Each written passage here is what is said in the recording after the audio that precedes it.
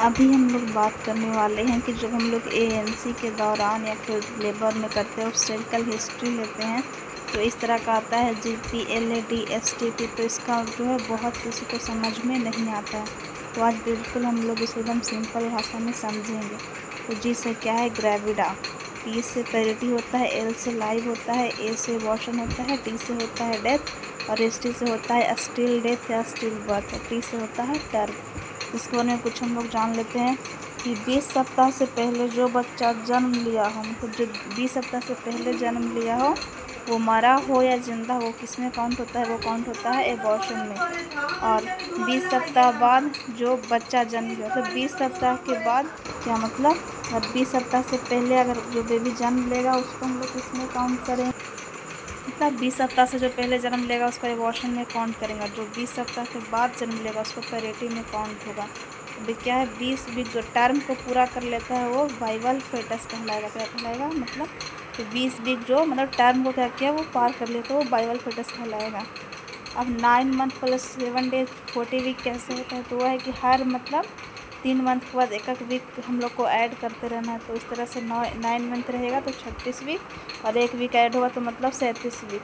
3 month पे एक week, 3 month पर एक वीक और 3 मंथ पर एक वीक, तो 37 प्लस 3 40 वीक हो जाएगा। क्या है कि 37वां वीक कंप्लीट कर लिया, मतलब 37 वीक हो गया है उस बच्चे को, तो टर्म कहलाएगा। क्या कहलाएगा? टर्म कहलाएगा।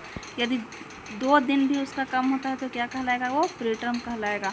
मतलब 37 वीक में अगर 2 दिन भी कम है तो वो क्या कहलाएगा? प्री टर्म कहलाएगा। अब क्या है कि 9 मंथ में 3 वीक भी कम है तो टर्म कहलाएगा। उसका जो 9 वीक होने में अगर 3 वीक भी कम है तो क्या कहलाएगा? टर्म कहलाएगा।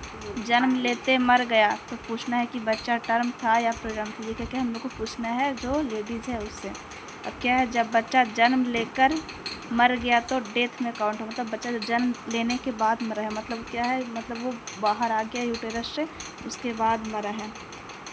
बच्चा मतलब जन्म लिया है, बाइकल कोड काटने से पहले पल्सेशन एक बार भी काउंट हो, मतलब उसका जो बाइकल कोड उसमें पल्सेशन हम लोग चेक करते हैं, तो अगर एक बार भी काउंट हुआ है तो क्या हो गया? वो डेथ में काउंट होगा। और एक है स्टिल बर्थ स्टिल डेथ, मतलब जब बच्चा जन्म होने से पहले ही मतलब कि बेबी गर्भ में ही मर गया है तो वो किस में काउंट होगा? वो स्टिल डेथ में काउंट होगा। अब क्या है न्यूनेटल डेथ, तो 0 से 28 डेज जन्म लिया और एक भी पल्पेशन मिला और मर गया तो इस क्या बोलते हैं? इसको बोलते हैं हम लोग न्यूनेटल डेथ बोलते हैं।